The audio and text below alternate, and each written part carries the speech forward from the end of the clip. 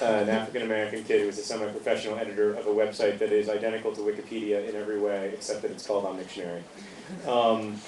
It's called On Dictionary not because I was worried about Wikipedia suing me, because where would Wikipedia get off suing anyone? But rather because I intended it to be the storehouse of all information. Okay, so I think that's all you need to know. So Ben really wants a date to prom, and he's not getting one. Radar, surprisingly, has a date to prom, which is surprising because, of course, he's a semi-professional editor of Wikipedia.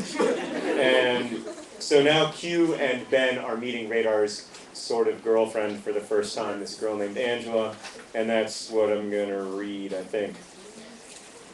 So they're in the cafeteria. The walls of sound felt like they were closing in on us, and we were silent for a while, and then Ben looked at me very seriously and said, "I'm going to get so much play in college. I'm going to be in the Guinness Book of World Records under the category Most Honey Bunnies Ever Pleased." I laughed. I was thinking about how Radar's parents actually were in the Guinness Book of World Records when I noticed a pretty African-American girl with spiky little dreads standing above us. It took me a moment to realize that the girl was Angela, Radar's, I guess, girlfriend. "Hi," she said to me. "Hey," I said. She scooted a chair to the head of the table. "I figure you guys probably know Marcus better than anyone," she said, using Radar's real name. By the way, I'm not going to work blue because there are sensitive ears in the audience, so don't accuse me of censoring myself. I'm doing it consciously. Okay. "I figure you guys know Marcus better than anyone," she said, using Radar's real name. She leaned toward us, her elbows on the table. "It's a crap job, but someone's got to do it," Ben answered, smiling. "Do you think he's, embarrassed of me?" Ben laughed. "What? No," he said. "Technically," I added, "you should be embarrassed of him." She rolled her eyes, smiling, a girl accustomed to compliments. "But he's never, invited me to hang out with you guys, though." "Oh," I said, "that's because he's embarrassed of us." She laughed. "You seem pretty normal." "You've never seen Ben snort Sprite up his nose and then spit it out of his mouth," I said.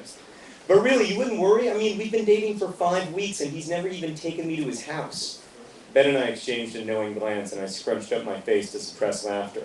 "What?" she asked. "Nothing," I said. "Honestly, Angela, if he were forcing you to hang out with us and taking you to his house all the time, then it would definitely mean he didn't like you." "Are his parents weird?" I struggled with how to answer that question honestly. No, they're cool.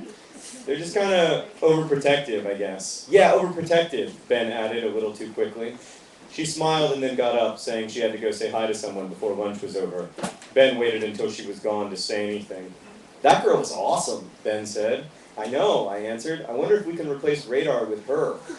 "She's probably not that good with computers, though. We need someone who's good at computers." "By the way, nice call saying Radar's folks are overprotective."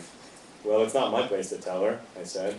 "I wonder how long till she gets to see the Team Radar residence and museum." Ben smiled. The period was almost over, so Ben and I got up and put our trays onto the conveyor belt, the very same conveyor belt that Chuck Parson had thrown me onto freshman year, sending me into the terrifying netherworld of Winter Park's dishwashing core. We walked over to Radar's locker and were standing there when he raced up just after the bell. "We just dined with Angela," I said. Ben smirked at Radar and said, "Yeah, she wants to know why she's never been over to your house." Radar exhaled a long breath as he spun the combination to open his locker. He breathed for so long I thought he might pass out. "Crap," he said finally. "Are you embarrassed about something?" I asked. "Shut up," he said, poking his elbow into my gut. "You live in a lovely home," I said. "Seriously, bro," added Ben.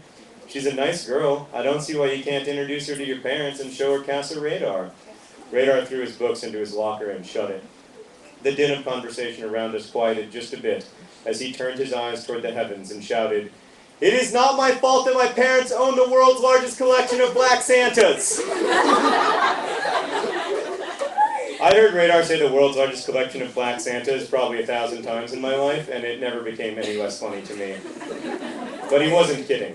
I remembered the first time I visited. I was maybe 13. It was spring, many months past Christmas, and yet Black Santas lined the windowsills. Paper cutouts of Black Santas hung from the stairway banister. Black Santa candles adorned the dining room table. A Black Santa oil painting hung above the mantel, which was itself lined with Black Santa figurines. They had a Black Santa Pez dispenser purchased from Namibia. The light-up plastic Black Santa that stood in their postage stamp front yard from Thanksgiving to New Year's spent the rest of the year proudly keeping watch in the corner of a guest bathroom.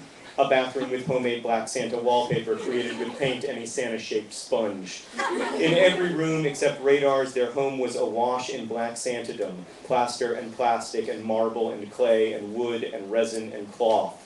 In total, Radar's parents owned more than 1,200 black Santas of various sorts, as a plaque beside their front door proudly proclaimed, Radar's house was an officially registered Santa landmark, according to the Society for Christmas.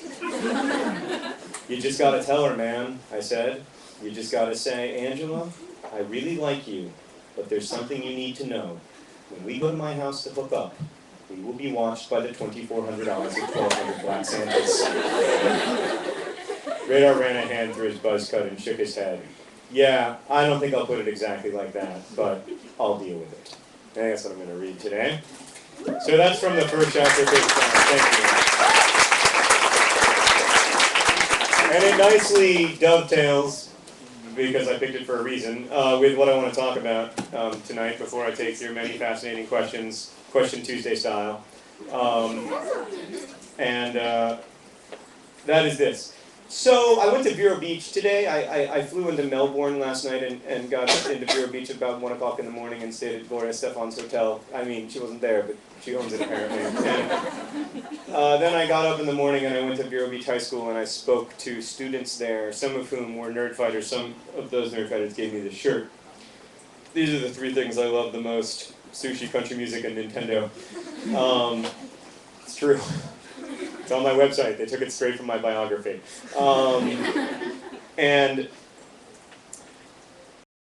This is not a spoiler, I don't think, but toward the end of the book, Ben and Radar and their sort of friend Lacey and Q are in a car, and they have cause to go to a BP station and buy a lot of goods in a brief period of time.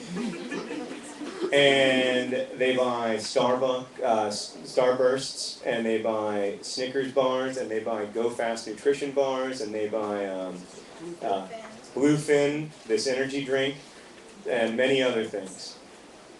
The people at Vero Beach High School, perfectly down to the slightest detail, recreated the entirety of what they buy and gave it to me. I have it here for you tonight because most of it I can't take with me.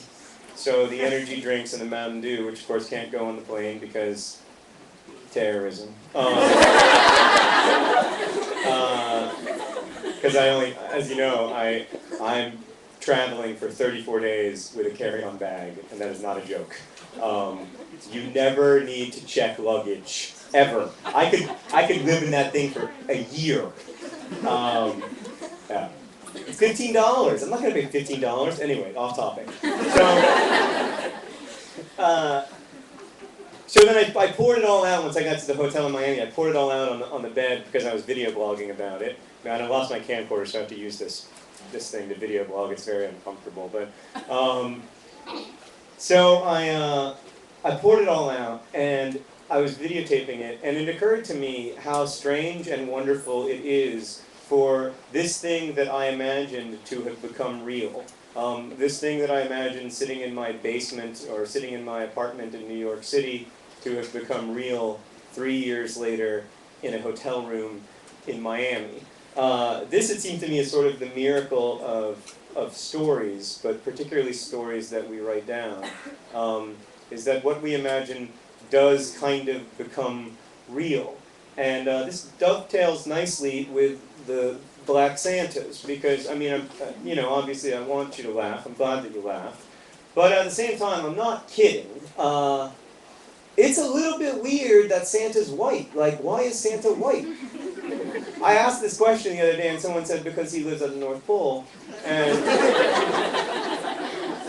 that would be a compelling argument if you could show me a bunch of other people who lived at the North Pole who were white. Like there was some kind of like ethnicity associated with North Poleness, which there isn't, right? So like, why is Santa not Latino? Why is Santa not black? Why is Santa not Asian? It's because the dude who made up Santa was white and he was trying to sell Coca-Cola, no lie, to white people.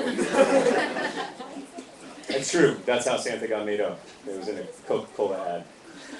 The same guy who did the illustrations for The Night Before Christmas, I think.